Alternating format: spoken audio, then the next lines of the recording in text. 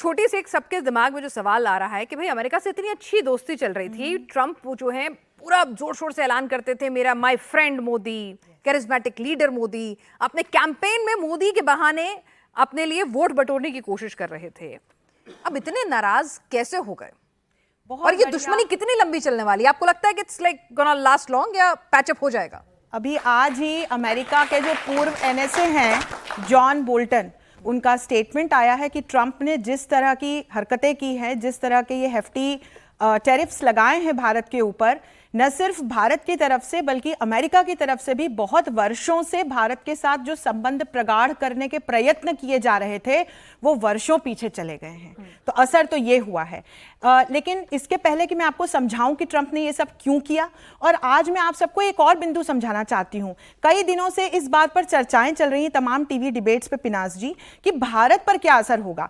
कोई ये नहीं देख रहा है कि अमेरिका पर इसका क्या असर पड़ेगा। मैं आज आपको बताऊंगी इसका अमेरिका पर क्या असर पड़ेगा और आगे की स्थितियां किस प्रकार से बनती दिखाई पड़ सकती हैं, क्योंकि हम एक बहुत ही जटिल वैश्विक राजनीति की व्यवस्था में रहते हैं। तो सबसे पहले एज एन इंडियन हम लोगों को अपने दिल पर हाथ रखकर यह कहना चाहिए, लहरों से डरकर नौका कभी पार नहीं होती, कोशिश करने वालों की कभी हार नहीं होती।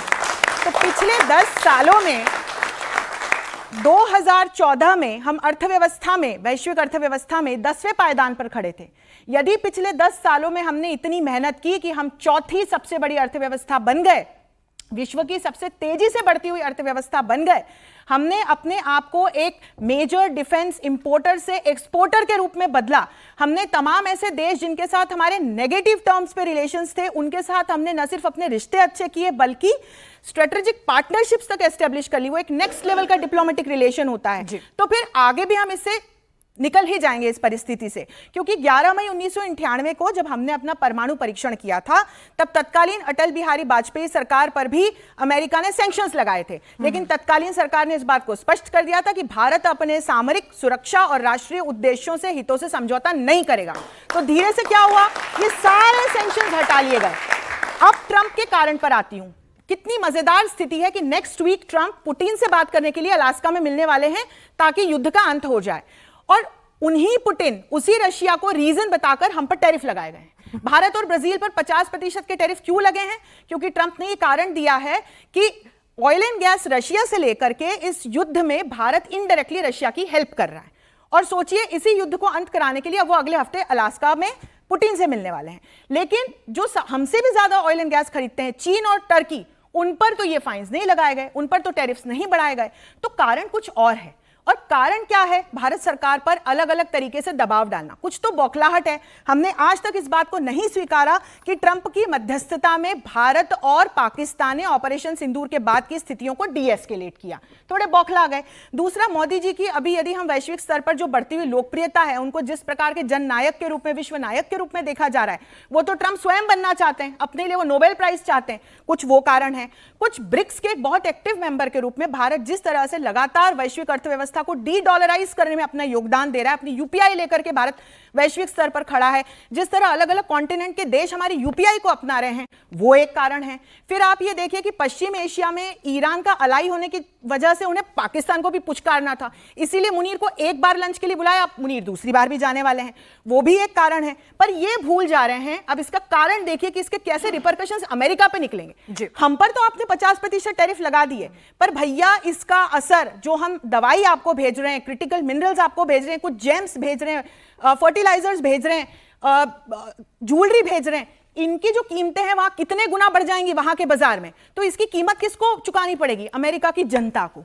इसकी वजह से वहां इन्फ्लेशन बढ़ेगा, वहां महंगाई बढ़ेगी, वहां अनएम्प्लॉयमेंट बढ़ेगी और वहां के लोगों में अनरेस्ट बढ़ेगा। आप थोड़े दिन वेट कीजिएगा पिनाज जी, आपको वहां पे प्रदर्शन और अनरेस्ट से संबंधित खबरें आनी शुरू हो जाएंगी। वैसे वो शुरू हो चुकी हैं। वैसे भी ट्रंप को वहां एक बड़ा तबका है जो नापसंद करता है। बिल्कुल। अब आप क्वाड की दृष्टि से देखिए, भैया भारत पिछले 10 वर्षों में अमेरिका के साथ अपने संबंध न्यूट्रलाइज करके इंडो पैसिफिक में, इंडियन ओशन रीजन में अमेरिका के एक अलाई के रूप में चीन के सामने आकर खड़ा हो गया था। लेकिन अब जिस तरह का झटका ट्रंप ने हमको दिया है, हम तो ऑल अलाइंड है, हम तो अब नॉन अलाइंड भी नहीं है, हम तो ऑल अलाइंड है। तो हम तो रशिया के भी वैसे ही मित्र हैं, हम अमेरिका के साथ भी मित्रता का एक नया अध्याय शुरू करके खड़े हुए थे, पर जिस तरह से अमेरिका ने हमको धोखा दिया है और रशिया जिस तरह से हमेशा से एक बिल्कुल विश्वास पात्र सहयोगी के साथ हमारे साथ खड़ा रहा है, तो अब समय यह है कि हम पलटकर एक ट्राइलेटरल फ्रेमवर्क चीन और रशिया के साथ बना सकते हैं। लेकिन बस यही आपकी बात को आगे ले जाऊंगी सर के पास, क्योंकि ठीक है, चीन जब तक बिजनेस होता है तब तक खुद गोली नहीं चलाता है, लेकिन स्पॉन्सर तो करता रहता है ना पाकिस्तान को। पर हमको रशिया को देखना है पिनाकी। लेकिन यही तो रशिया को देखना है, वही मैं सर से समझना चाहती हूँ, आपके पास भी लौटूंगी। बहल सर, आप फौजी हैं, ये बताइए कि चीन पे कितना भरोसा कर सकते हैं? बिल्कुल सही कह रहे हैं आप। कहते हैं सब पे भरोसा कर लो, पर चीन पे कभी भरोसा नहीं करना। तो ये क्यों कहा जाता है? अभी आप देखिए, उन्होंने हमारा 38,000 स्क्वायर किलोमीटर्स का लद्दाख का एरिया लिया हुआ है।